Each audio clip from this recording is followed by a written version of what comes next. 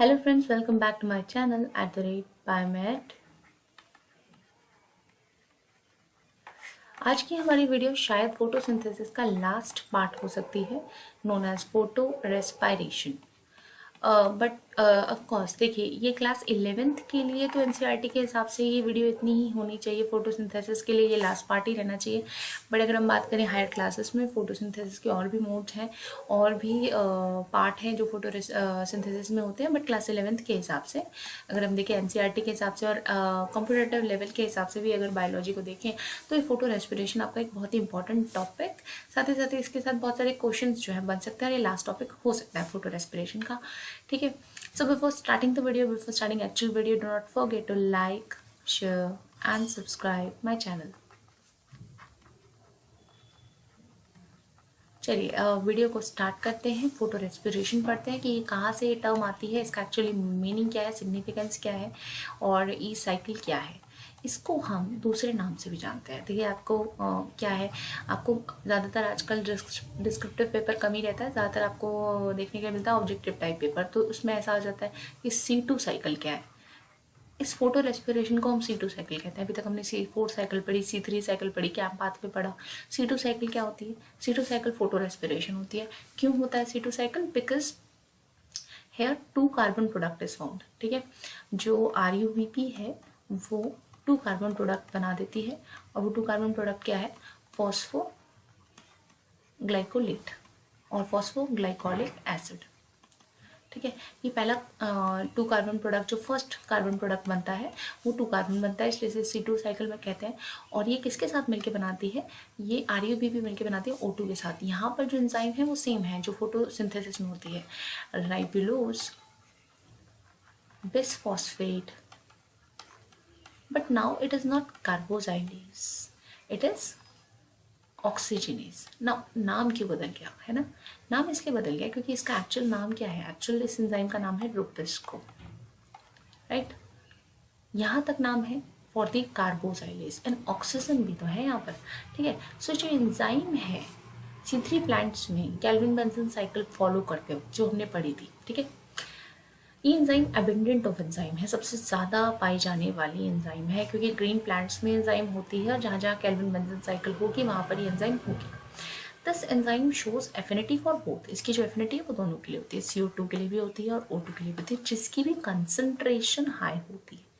ठीक है, तो जब प्लांट के अंदर कंसंट्रेशन, अगर हम बोलें, अगर ratio of concentration CO2 over O2, ठीक है, अगर ये हायर रहेगा तो ये काम करेगी एज अ कार्बोजाइलेज, यानी कार्बन डाइऑक्साइड को फिक्स करेगी और C3 प्लांट की तरह काम करेगी कार्बोजाइलेज।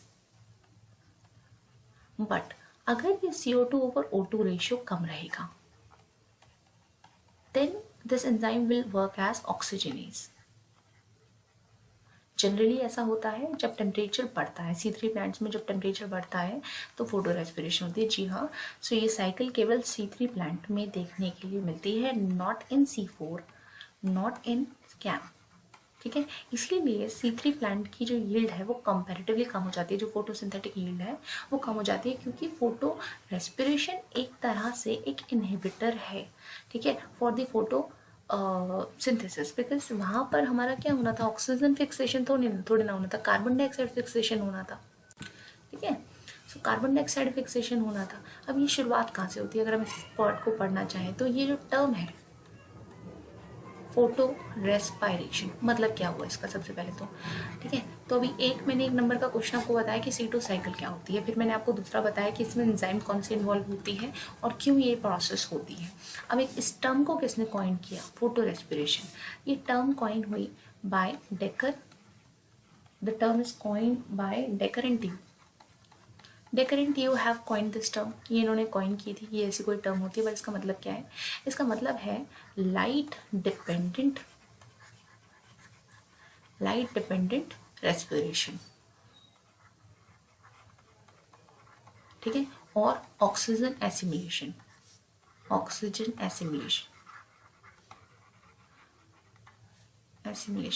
How it is observed?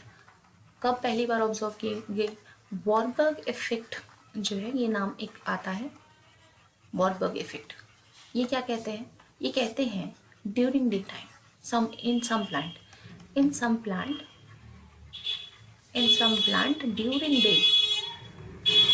During day time में क्या होना चाहिए, ड्यूरिंग डे टाइम अगर हम देखें तो डे टाइम में लाइट डिपेंडेंट रिएक्शंस चलते हैं तो फोटोसिंथेसिस होनी चाहिए थी। सो फोटोसिंथेसिस का रेट ज़्यादा रहता है और जो रेस्पिरेशन का रेट है वो कम रहना चाहिए। But in some plant during day time carbon dioxide evolution is more and oxygen is carbon dioxide evolution is more, ठीक है, and oxygen is observed, ठीक है। सब प्लांट में कार्बन डाइऑक्साइड एवोल्यूशन जो है वो ज़्यादा देखा जाता है और oxygen is absorbed, oxygen is more absorbed more, ठीक है।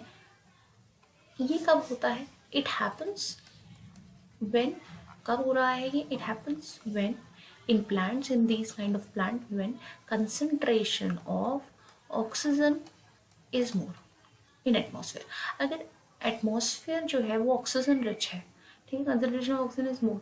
सो अब अगर एटमॉस्फेयर जो है वो ऑक्सीजन रिच है, उस केस में प्लांट जब फोटोसिंथेसाइज करना चाहता है, मेटाबोलाइज करना चाहता है, तो उसको फोटो रेस्पिरेशन करना होगा, ठीक है, because they are forming a toxic compound, एक टॉक्सिक कंपाउंड बन रहा होता है और उस टॉक्सिक कंपाउंड को एलिमिनेट करना ज़रूरी है। और वो तभी हो सकता है जब फोटो रेस्पिरेशन करें, तब नहीं हो सकता जब कार्बन डाइऑक्साइड जो है उसको अगर यूज़ किया जाए। तो कुछ प्लांट में दिन के समय भी कार्बन डाइऑक्साइड इवोल्यूशन जो है वो ज़्यादा देखा जाता है as compare to oxygen.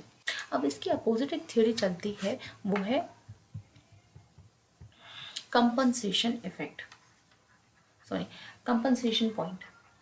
Compensation point क्या कहता है, कंपनसेशन पॉइंट कहता है कि जो अमाउंट जो है अमाउंट ऑफ CO2 रिलीज्ड, जो भी CO2 रिलीज होता है ड्यूरिंग रेस्पायरेशन, रेस्पायरेशन की वजह से जो भी आपका कार्बन डाइऑक्साइड रिलीज होता है, ठीक है, विल सफाइस, वो बहुत है, ठीक है, विल सफाइस और will suffix the amount of carbon dioxide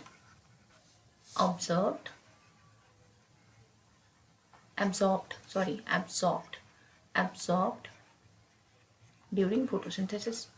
ये कह रहे हैं ये तो कह रहे हैं वॉल्यूमेट्रिकली जो कार्बन डाइऑक्साइड निकला वो फोटोसिंथेसिस में सारा यूज जो है वो रेस्पिरेशन के दौरान जो प्लांट सेल निकाल रहे हैं उसी CO2 को एब्जॉर्ब कर लेते हैं वो, ठीक है।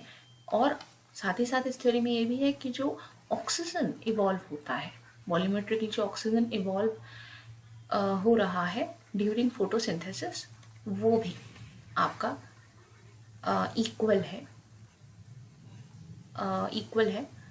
यूज्ड ऑक्सीजन के इन रेस्पिरेशन। जो रेस्पिरेशन में वॉल्यूमेट्रिकली यूज़ होने वाला है उतना ही इवॉल्व करते हैं वो, ठीक है, यानी वो तो कंपैरेटिवली कुछ भी इवॉल्व बाहर निकलना ही नहीं चाहिए, जो भी CO2 रेस्पिरेशन के ज़रिए निकला वो फोटोसिंथेसिस में इस्तेमाल हो जाएगा। और जो ऑक्सीजन जो आपका फोटोसिंथेसिस जनरेट कर रहा है वो सारा का सारा रेस्पिरेशन में इस्तेमाल हो जाना चाहिए, बट ऐसा एक्चुअली होता नहीं है। कुछ प्लांट में जब कंसनट्रेशन बाहर आपकी ऑक्सीजन की ज़्यादा दिख रही है तो उसको फिक्स करने में लग जाता है, ठीक है। उस कंपनसेशन पॉइंट को डिटरमाइन करने के लिए ये प्रोसेस हो रही है। मान लीजिए कि एटमॉस्फेयर में ऑलरेडी बहुत ज़्यादा ऑक्सीजन है और फोटोसिंथेसिस के जरिए भी ऑक्सीजन आपकी बाहर निकल गई, एटमॉस्फेयर में ज़्यादा आ गई, तो एटमॉस्फेयर में कार्बन डाइऑक्साइड की कंसंट्रेशन तो कम ही होगी दिन के समय, क्योंकि दिन के समय वो सारी कार्बन डाइऑक्साइड जो बाहर है वो तो यूज़ हो रही है फोटोसिंथेसिस में, लेकिन ऑलरेडी ऑक्सीजन जो है वो आपका ज़्यादा था, फोटोसिंथेसिस के जरिए वो ऑक्सीजन और ज़्यादा हो गया, ठीक है। तो इस टाइम पे जब एटमॉस्फेयर में ज़्यादा ऑक्सीजन कंसंट्रेशन है as compare to the carbon dioxide concentration, so the ratio of CO2 over O2 अगर हम बात करें, द रेशियो बिकम लो, ठीक है, क्योंकि ऑक्सीजन की कंसंट्रेशन ज़्यादा हो गई। इस केस में RUPP which is having RUPP sorry not RUPP, you should say RUBP enzyme which is showing affinity for both, now have to show the affinity for the more concentration। उसको कहाँ दिखानी पड़ेगी, oxygenase activity दिखानी पड़ेगी, ठीक है। इस oxygenase activity के ज़रिए फोटो रेस्पिरेशन जो वो करते हैं, ठीक है, यानी ऑक्सीजन जो उनके एनवायरनमेंट में बहुत ज़्यादा हो रहा है उसको रेस्पायर कर रहे हैं वो, ताकि वो खुद मेटाबोलाइज कर सकें। अब ऐसा नहीं है कि वो रेस्पायर कर रहे हैं तो एनर्जी निकलने लगेगी, रेस्पिरेशन में तो एनर्जी निकलती है। और ऐसा भी नहीं है कि फोटोसिंथेटिक हीट बिल्कुल ही कम हो जाएगी। डेफिनेटली इस प्रोसेस में एनर्जी तो रिलीज़ नहीं होती, पर एनर्जी यूज़ होती है, एटीपी यूज़ होता है। लेकिन प्लांट के जो फोटोसिंथेसाइज करने के लिए जो प्रोडक्ट हैं वो दोबारा से बन के आते हैं, ठीक है, क्योंकि अगर ऑक्सीजन ज़्यादा है तो वो एक कंपाउंड तो बनाता है। कौन सा कंपाउंड बनाता है? फॉस्फो ग्लाइकोलिक एसिड और ग्लाइकोलेट, ठीक है। साथ ही साथ वो एक और कंपाउंड बनाता है, that is PGA, 1 molecule of PGA या टू मॉलिक्यूल ऑफ पीजीए, ठीक है। 2 मॉलिक्यूल ऑफ पीजीए और एक 2 कार्बन प्रोडक्ट फॉस्फोग्लाइकोलिक एसिड बनता है। ये पीजीए कहाँ चला जाता है? दोबारा से केल्विन साइकिल में चला जाता है। केल्विन साइकिल में एंटर करेगा ना ये पीजीए तो, ठीक है, केल्विन साइकिल में जो है वो एंटर कर जाता है। और जो आपका CO2 यहाँ पर था, जो वो वापस से, क्योंकि यहाँ पर ऑक्सीजन का इस्तेमाल कर लिया गया, राइट, ऑक्सीजन का इस्तेमाल कर लिया गया, और जो CO2 है वो कहाँ चला जाएगा? CO2 जो है आपका एम्बेड हो जाएगा, इकट्ठा हो जाएगा आपके क्लोरोप्लास्ट में। अब ये जो प्रोसेस है फोटो रेस्पिरेशन, कोई छोटी मोटी प्रोसेस नहीं है। This is again a C2 cycle, whole reaction cycle है, और 3 जगह चलती हैं। अब इस 3 जगह में चलना जो है, 3 कौन कौन सी जगह में ये चलती है साइकिल, अगर भी हम एक बार देख लेते हैं। C2 साइकिल के बारे में हम बात कर रहे हैं। C2 साइकिल चलती है 3 जगह पे, डबल मेम्ब्रेन क्लोरोप्लास्ट में, right, then a single membrane peroxisome में, और फिर से डबल मेम्ब्रेन माइटोकॉन्ड्रिया में, ठीक है। हम बिल्कुल वैसे नहीं बना रहे जैसे एक्चुअली वो सेल में होते हैं, हमें सिर्फ 3 कंपार्टमेंट दिखाने। अब ये 3 कंपार्टमेंट हैं, ऐसा भी with the help of role of scientist ही हमें समझ आया। So the scientist who have contributed are Coombs and Whittingham, Whittingham and Kioski, मतलब अलग अलग टाइम पे इन्होंने ये डिस्कवर किया, कियोस्की एंड टॉलबट, इनकी जोड़ी जो है, इन्होंने ये वर्क किया और इन्होंने पता लगाया कि ट्रेस किया ये पाथवे, और इन्होंने पता लगाया कि एक्चुअली 3 जगह पर ये पाथवे चल रहा है। Number 1 double membrane chloroplast, then ये पाथवे C2 साइकिल जाता है। C2 साइकिल के कुछ प्रोडक्ट जो है इंटरमीडिएट जो है वो यहाँ पर भी बनते हैं, पेरीऑक्सीसोम। पेरीऑक्सीसोम बेसिकली यहाँ परऑक्साइड जो है वो बनता है, वो यूज हो जाता है। Then mitochondria, okay. सो इस प्रोसेस में आपके 3 चीज़ें बनती हैं। मैं आपको पहले बेसिक बताती हूँ, फिर उसके बाद हम इस पूरी साइकिल में चलेंगे। इस प्रोसेस के अंदर सबसे पहले जो ऑक्सीजन है, ठीक है, वो यूटिलाइज होता है with the help of RUBP। RUBP के साथ मिलकर रूबिस्को एंजाइम जो है वो यहाँ पर चलती है, और वो क्या ऑक्सीजनेज एक्टिविटी दिखाकर इसको क्या बनाती है? फॉस्फोग्लाइकोलिक एसिड। फॉस्फोग्लाइकोलिक एसिड बनता है आपका क्लोरोप्लास्ट में। देन इट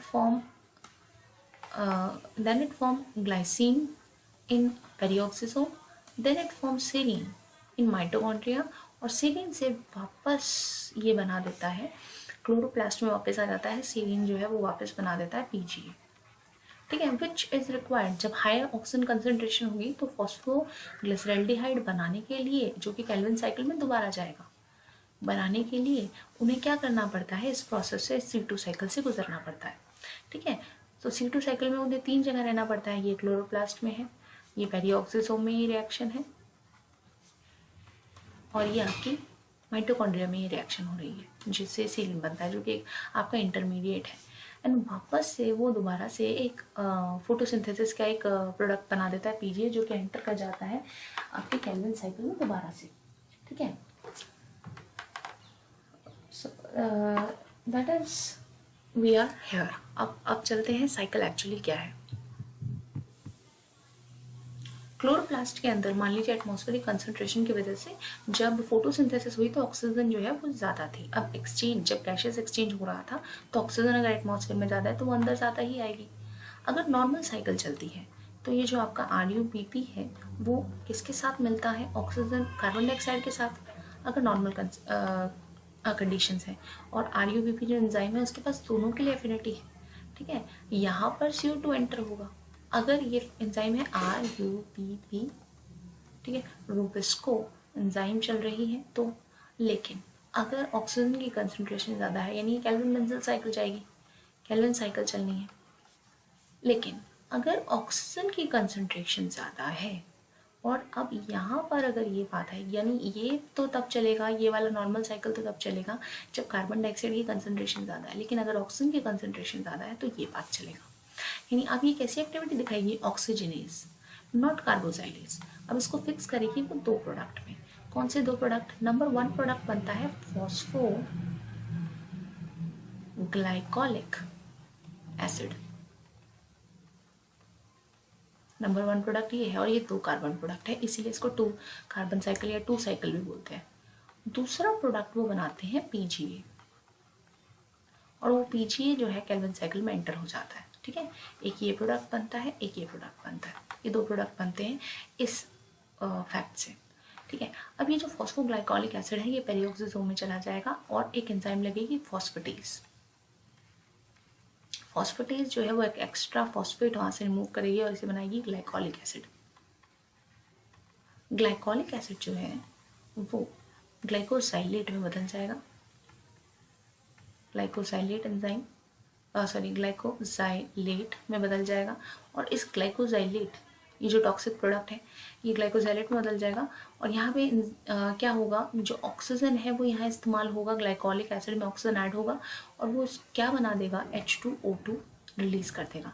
H2O2 एक टॉक्सिक प्रोडक्ट था जो कि ग्लाइकोलिक एसिड में से निकलना ज़रूरी था, उसको ग्लाइकोजाइलेट बनाना ज़रूरी था। यहाँ पर एंजाइम कौन सी लगेगी, ऑक्सीडेज एंजाइम। एंजाइम है glycolic acid oxidase, oxidase enzyme glycolic acid oxidase enzyme लगी जिसने ग्लाइकोलिक एसिड में से ये पेरोक्साइड जो है निकाल दिया। अब ये पेरोक्साइड को H2O में और ऑक्सीजन में फिर बदलने का काम करती है कैटालिस एंजाइम, जो कि ज़रूरी है और वो यही हो सकता था, इसीलिए यहाँ पर पेरोक्सिसोम में आते हैं। ठीक है, अब ग्लाइकोजाइलेट जो है वो फिर बदलेगा आपका ग्लाइसिन में। ग्लाइसिन में बदलने के लिए ग्लाइकोसाइलेट जो है वो एक ट्रांसअमीनेशन रिएक्शन में जाएगा, जहाँ पर एक अमीनो ग्रुप जो है वो, एक अमीनो एसिड जो है वो अपना अमीनो ग्रुप इन्हें दे देगा। ठीक है, और ग्लाइसिन बना देगा। तो वो कौन सा होता है आपका ट्रांसअमीनेशन रिएक्शन है ये, तो वो कौन करता है यहाँ पर, वो करते हैं ग्लूटामेट। जो ग्लूटामेट है वो यूज़ हो जाएगा और वो क्या बना देंगे साथ में, अल्फा कीटो ग्लूटारिक एसिड। 2 चीज़ें प्रोड्यूस होती हैं यहाँ पर, 2 चीज़ें कौन सी प्रोड्यूस होती हैं, एक तो ग्लाइसिन, एक अल्फा कीटोग्लूटारिक एसिड। जो ग्लाइकोजाइलेट है उसमें कौन सी एंजाइम लगेगी, यहाँ पर एंजाइम कौन सी लगेगी, दूसरे पेन से लिख देते हैं बिकॉज इट इज़ बहुत हौच पौच हो रहा है। एक एंजाइम जो दूसरे यहाँ पर ग्लाइकोजाइलेट से ग्लाइसिन बनने के लिए, एंजाइम लगेगी ग्लूटामेट ग्लाइकोजाइलेट ट्रांसअमीनेज एंजाइम। ट्रांसअमीनेज नाम ही है, ट्रांस मतलब ट्रांसफर, अमीनेज यानी अमीनो ग्रुप। सो ट्रांसफर कर रहा है एक, ये अमीनो एसिड जो है वो अपना अमीनो ग्रुप ग्लाइकोजाइलेट को ट्रांसफर कर रहा है और उसको ग्लाइसिन में और अल्फा कीटोग्लूटारिक एसिड में बदल देता है। ठीक है, एक तो ये प्रोड्यूस होगा, एक ये प्रोड्यूस होगा। ठीक है, अब ये जो ग्लाइसिन है वो चला जाएगा माइटोकॉन्ड्रिया में और 2 ग्लाइसिन जो है वो मिल जाएंगे प्लस हाफ O2, ये मिलके क्या बना देंगे, सीरीन।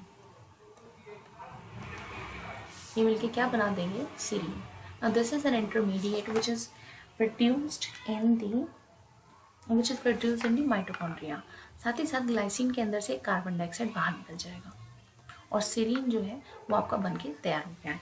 जो सीरीन है वो वापस से कहाँ एंटर करेगा, पेरिऑक्सीसोम में। सीरीन वापस से पेरिऑक्सीसोम में एंटर करेगा और सीरीन जो है साथ ही साथ वो किस में कन्वर्ट हो जाएगा, सीरीन एक अमीनो एसिड है। और अगर हम नाइट्रोजन फिक्सेशन की प्रोसेस पढ़ते हैं तो ऐसे आपको बहुत सारे मेथड दिखते हैं। सीरीन जो है वो किस में बदलेगा, हाइड्रोक्सी पायरुवेट में। ठीक है, हाइड्रोक्सी पायरुवेट में वो बनता है। अब मैं यहाँ इसमें लिखना थोड़ा सा मुश्किल है, यहाँ लिख देते हैं। ये क्या बन रहा है, हाइड्रोक्सी पायरुवेट। ठीक है, जो कि कहाँ पे बन रहा है, पेरिऑक्सीजोम में। हाइड्रोक्सी पायरेट जो है वो उसको ग्लिसरेट में कन्वर्ट करेगा, ग्लाइसरेट में कन्वर्ट करेगा, और ये ग्लाइसरेट जो है फर्दर यहाँ पर वापस आ जाएगा और बना देगा PGA अगेन। ठीक है, 3 फॉस्फोग्लिसरेट या 3 फॉस्फोग्लिसरल्डिहाइड बना देगा। और यहाँ पर क्योंकि जब वो क्लोरोप्लास्ट से वापस आ रहा है, ग्लिसरेट जो है वो 3 फॉस्फोग्लिसरेट बना रहा है, ये फॉस्फेट कहाँ से आएगा, ये फॉस्फेट आएगा by the utilization of ATP। ATP जो है वो किस में कन्वर्ट हो जाएगा, ATP में। तो यहाँ पर एनर्जी बनी नहीं है, ऑल्दो ये क्या है, एक रेस्पिरेशन प्रोडक्ट, रेस्पिरेशन है, बट रेस्पिरेशन में एनर्जी बननी चाहिए, but as a photorespiration ये लाइट एनर्जी का इस्तेमाल कर रही है, साथ ही साथ जो एनर्जी आपके लाइट डिपेंडेंट फेस में बनती है उसका भी इस्तेमाल हो रहा है, तो ये इसीलिए यहाँ पर यील्ड जो है वो कम हो जाती है। ठीक है, so this is your photorespiration where 3 things are going on in chloroplast, peroxisome, mitochondria. Chloroplast में वो फॉस्फोग्लाइकोलिक एसिड बनाते हैं जो कि एक टॉक्सिक प्रोडक्ट है, लेकिन क्योंकि ऑक्सीजन कंसंट्रेशन ज़्यादा है इसीलिए उनको ये पूरा पाथवे फॉलो करना पड़ेगा to form this phosphoglyceraldehyde again. ठीक है, अब ये जो फॉस्फोग्लाइकोलिक एसिड है उसके अंदर ये पहले फॉस्फेट ग्रुप हटा, फिर उसके अंदर से जो पेरोक्साइड ग्रुप है वो हटा, उसे ग्लाइकोजाइलेट में बदलाया, फिर ग्लाइकोजाइलेट से ग्लाइसिन बदला, ग्लाइसिन से सीरिन, सीरिन से फर्दर ग्लिसरेट, और ग्लिसरेट से आपका वापस से PGA फॉस्फोग्लिसरेट या फिर फॉस्फोग्लिसरल्डिहाइड। ठीक है, इस तरह से पूरी प्रोसेस चलती है। वापस आने के लिए इनको ये पूरा प्रोसेस फॉलो करना पड़ा क्योंकि ऑक्सीजन की कंसंट्रेशन कार्बन डाइऑक्साइड के मुकाबले काफ़ी ज़्यादा थी, केवल तब ये रिएक्शन होती है। अब अगर हम बात करें कि ये किस के अंदर होता है और किसके लिए बेनिफिशियल है, क्या इसका इफेक्ट है, अगर हम बात करें photo respiration, definitely C3 plant की यील्ड जो है वो कम कर रहा है।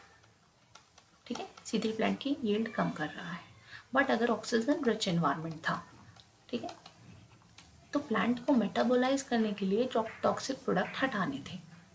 ठीक है, जो कि ऑक्सीजन के मिलने की वजह से, ज़्यादा एक्स्ट्रा ऑक्सीजन होने की वजह से प्लांट को मेटाबोलाइज करने के लिए, नॉर्मल मेटाबोलाइज करने के लिए प्लांट को क्या करना पड़ा, वापस से PGA रिसाइकिल करने के लिए, रिसाइकिल किया ना इन्होंने PGA, तो उसको रिसाइकिल करने के लिए उन्होंने ये साइकिल फॉलो करी। कौन सी साइकिल, 2 कार्बन साइकिल। ठीक है, जिससे PGA वापस आ गया। भाई एक बार एक PGA पहले तो आ ही गया था, फॉस्फोग्लाइकोलिक एसिड से एक PGA निकल गया, बाद में पूरी प्रोसेस होने के बाद दोबारा से PGA क्लोरोप्लास्ट के अंदर आ गया, इसीलिए ये पाथवे वो यूज़ करता है। तो नेसेसरी इवल है इनके लिए, इनकी यील्ड डेफिनेटली डिक्रीज होती है। अब ये बाकी के फोर्स में होता नहीं है। C4 की अगर हम बात करें तो C4 में रूबिस्को एंजाइम, मैंने बहुत सारी वीडियोस में बताया, इसमें भी बता देती हूँ कि C4 में मेसोफिल सेल जहाँ पर ऑक्सीजन अवेलेबिलिटी होती है वहाँ पर ये एंजाइम नहीं होती, RUBP नहीं होती, जबकि जो बंडल छेद है वहाँ पर ऑक्सीजन अवेलेबिलिटी ही नहीं होती जहाँ पर ये एंजाइम होती है, यानी ये रूबिस्को होती है। अगर हम बात करें कैम पाथवे की, तो कैम पाथवे तो ओपन ही नहीं होते। कैम पाथवे की अगर हम बात करें तो वो लाइट के दौरान, तो उसमें स्टोमेटा ही ओपन नहीं होते। जब स्टोमेटा ओपन नहीं होते तो वहाँ पर ना कार्बन डाइऑक्साइड की एक्सचेंज है ना ऑक्सीजन की, ऑलरेडी जो कार्बन डाइऑक्साइड ऑर्गेनिक एसिड में रिजर्व है उससे ही वो फोटोसिंथेसाइज कर रहे हैं। ठीक है, इसीलिए C3 प्लांट में फोटो रेस्पिरेशन होता है जो उनकी यील्ड को डिक्रीज करता है। ATP भी इसके अंदर इस्तेमाल हो जाते हैं, लेकिन अगर ऑक्सीजन रिच एनवायरनमेंट है और हायर टेम्परेचर है तो C3 प्लांट को यही पाथवे फॉलो करना पड़ेगा। ठीक है, so this is necessary will for them. Thank you for this video. आगे हम बात करेंगे और रेस्पिरेशन के बारे में, जो एक्चुअल रेस्पिरेशन होता है वो प्लांट में कैसे होता है।